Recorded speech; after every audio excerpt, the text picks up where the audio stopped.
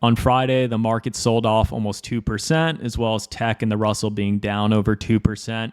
So really volatile right now. Is the market going to crash over the next couple days? We're going to cover that all here on this video and give you my thoughts, as well as a few other stocks that I'm looking at with really high quality trade setups. So first and foremost, you can see that we've been playing this upper trend line. We did have that breakout on SPY. You can see there's multiple reactions here. We eventually broke out on the 13th of February. This was a really strong bullish move. We came back down, somewhat retested, bounced higher to new all-time highs. And then we came back down, retested again, bounced, and eventually we did break down here on Friday. And you could have made some good profit there just playing this trend break. And then we did find some support right around this 600 level. If I look at volume profile, you can see this was like a low volume node, right? So there was some less volume there. That level acted as support. We did fill it in quite a bit, right around $600. But really what I'm looking for on SPY is to see if this level can hold. Otherwise, we're probably going to head a bit lower to around this 595 to 596 level. See if we can fill in that low volume node as well. But the bulls are, a little bit in trouble right now. We did break down from this larger pattern. So all of this is a fake breakout. It didn't gap down. Obviously, Friday was monthly option expiration day. So you'd had a really bullish month of people buying call options, everything pushing higher. And then on Friday, there was a big roll off of those options and we had that big sell. That was coupled with the fact that retail and housing data came out, which was somewhat weak. And same thing with like Walmart earnings, they lowered their guidance. And so we had that sell off. If you look at the Russell, this is mostly like retail stocks, smaller caps. You can see we actually filled in that bull gap that was formed back in the middle of January, and we actually closed below it. So that's pretty bearish. And it's certainly possible that we could continue to head lower in the market on the Russell to that 214 level is where I'd be looking to maybe potentially play a bounce. Obviously, we could come back up and retest this gap. If that acts as resistance, that's a good entry where you could see it push back down to 214. Bulls are really in a tough spot right now, so they're going to have to continue to push things higher. And then same thing with tech. We did have the breakout similar to SPY of this trend line, and then we came back down and it just sliced right through that level at 530. So 530 was where I was looking to see if it was going to act as support. It didn't. They got the close below, and right now it's at 526. Now, what I'd be looking for on tech is, we're probably going to come back up and try to retest this breakdown. If that level holds as resistance, then there's a really high probability chance that we're going to head lower in the market towards this 510 level. And if I was looking to play this, you could play like 515 or even 516 put options over the next week or two, because these moves typically happen in a short period of time. Whenever the market has weakness, that it would probably happen, within the week or even 2 weeks. So that's what I'd be looking for. Obviously, volatility in the VIX would have to continue much higher. But right now, I'm not really panicking. There's a big sell on Friday. It was option expiration. So maybe it was just a roll off. It was like a fake out. There was almost no bids at all during the day. And we could continue to push back up to this 530. And if we push back over, all these bears who went short here would be trapped, and we would have moves to new all-time highs on QQQ. So really just looking at that level, you could play it short, see if it rejects. If it pushes through, cut out, and then even just play to the upside, and we'll probably come back up to this 540 level. So that's really what I'm thinking of on SPY, QQQ, and the overall market.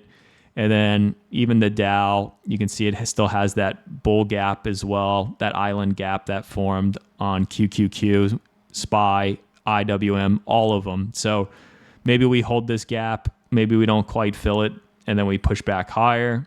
But like I said, bulls are still in control as long as they can hold all these gaps. And you can see it here as well on SPY at this gap that's still down here at 589. So that'd be my target on SPY if I was playing to the downside.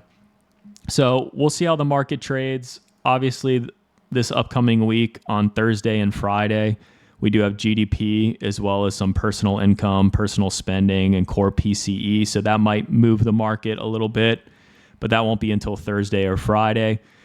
Right now, I'm kind of neutral on the market. Obviously, we did invalidate it by dropping lower, but if you look at like Bitcoin, we're still in this wedge. I'd be looking for it to break 93K, and that would be a good signal to me that risk assets are selling.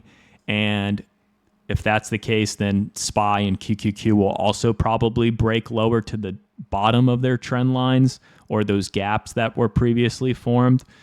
So yeah, we'll see if Bitcoin can actually break down or not. That would be a good signal that we're probably going to see this 73 to 74K zone. And I would be a buyer of Bitcoin there. You could play, the miners with Riot or Mara or CleanSpark. You could play IBIT or Bito. Those are ETFs on Bitcoin. You could even just buy Bitcoin outright or any other cryptocurrency because they all somewhat move together. They're correlated.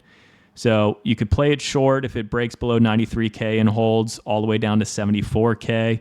Or you could wait and play the bounce at 74K if we get the breakdown. Obviously, we could still break to the upside.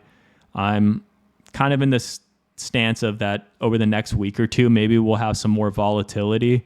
But going into like April, June, even August, I think that April, May, June, August, we are probably going to see higher highs in the market. But yeah, we'll see. A lot of things got to happen. Bears really got to take control for us to see a move lower. Then let's take a look at Grab. This is one of the big positions in the portfolio that I'm looking at. On earnings, we did have a big drop around like 10.5%.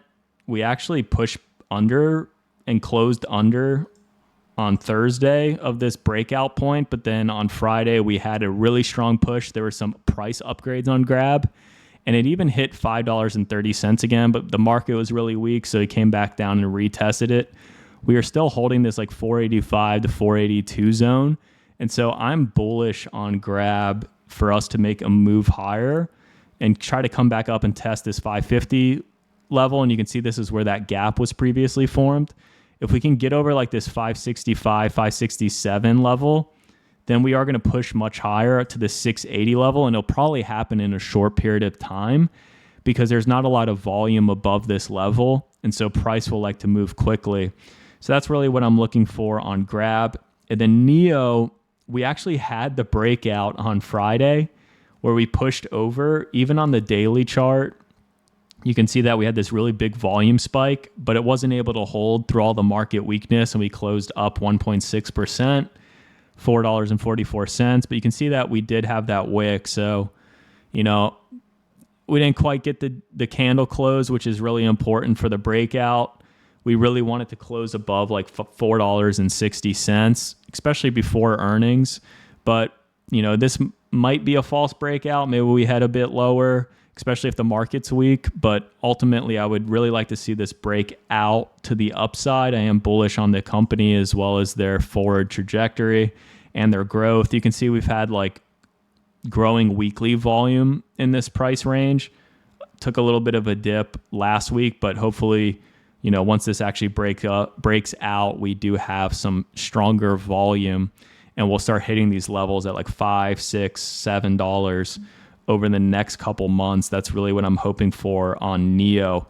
But, if it does reject and head lower, we'll have to see how earnings do. And then we'll have to make a decision from there if we do want to stay in this position for the long term. But right now I am bullish on NEO over the next couple months.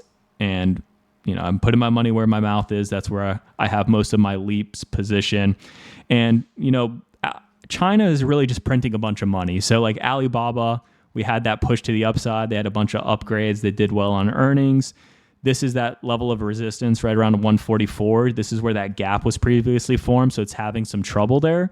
If it can push over this gap up to like 156, Obviously, we're going to hit this like 165 level, but I'm really bullish on Alibaba for the long term. I have a bunch of shares down this like $89 range, as well as some long-term call options. And I think at some point this stock can easily go over $200 and even try to get back up to that all-time high level. And part of the reason for that is because if you look at the China's money supply, this is M2, and then if you look at M1, they've just been stimulating the economy so much, and that's kind of why I think NIO can follow as well. It's just taking quite a bit of time. If you look at all the other EVs in China, they are pushing to the upside. NIO's one that's just kind of been compressed. There's a lot of shorts that are against this stock, but there's a lot of bullish news with banks starting to buy a lot of shares of NIO. So I think it can break out. It'll have its breakout year this year. And then just two other things I'll leave you with.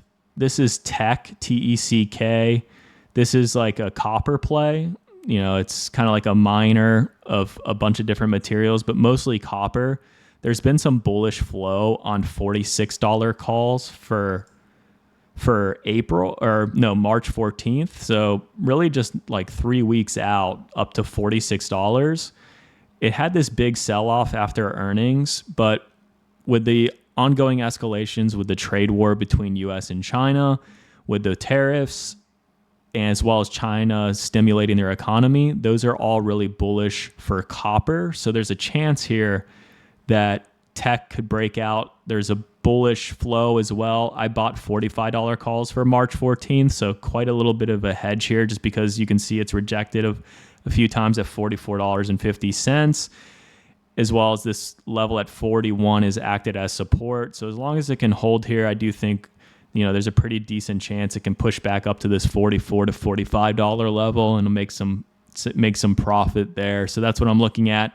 Those options are pretty cheap. It's like $38 a contract right now for 45 since it's quite out of the money. So we're following some flow there.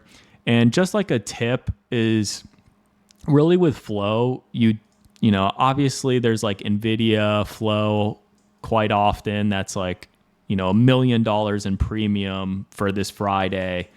And people do trade that, but I don't really like to look at big mega cap companies. I like for those like diamonds in the rough, right? I like these companies like Teck. Let's see what the market cap is. This one is only $20 billion. There's not a lot of open interest or volume. And if there's not as much open interest or volume on a particular stock, but then you see like some really strong bullish flow, then there's a high chance that person either is an insider, maybe they have some sort of information, or they're even just like an expert in the industry. They understand it really well. And so those are things I like to look at as well. Obviously, like Tempest AI was a stock that Nancy Pelosi bought, and that actually showed up on flow. And so if you followed it, you could have got really lucky buying the flow, and then later when she actually had to file and show publicly that she actually bought that company, and then the stock went up 150% over a month or two, you could have made out with a lot of money. So I like to look for the diamonds in the rough, the things that people are not really looking for. I'm not really looking at Apple, NVIDIA, things like that. I'm looking for things that are out of the ordinary. And then lastly, I'll take a look here at Coupang. There's no flow on this one. It's kind of just in this uptrend. It's been holding this trend line. It broke out somewhat recently. It does have earnings on Tuesday. I'm probably not going to play this stock on earnings, but I am bullish on this company. If we take a look at visual stocks, you can see Coupang has just had really strong revenue growth, 27% year over year. This is like an e-commerce business located in South Korea. So it's kind of like similar to playing Alibaba, but this is in South Korea. Its cash position has gone up. Cash flow is a bit spotty, but you can see that its active customers is growing. So I really like this company as well for the long term. It has like a decent cash position as well. And we'll see how earnings go. If it can hold this trend line, I do like this stock to continue higher towards $30. So I'll probably play it after earnings, see how it goes. If it can hold this trend line, I'll probably be a share and call buyer for the long term. But yeah, we'll just see how it goes there. But I hope you like this video. A lot to throw at you this week with everything going on in the market, a lot of volatility. Just, staying neutral for now, just playing the charts, staying bullish and grabbing NEO, and we'll see how things go.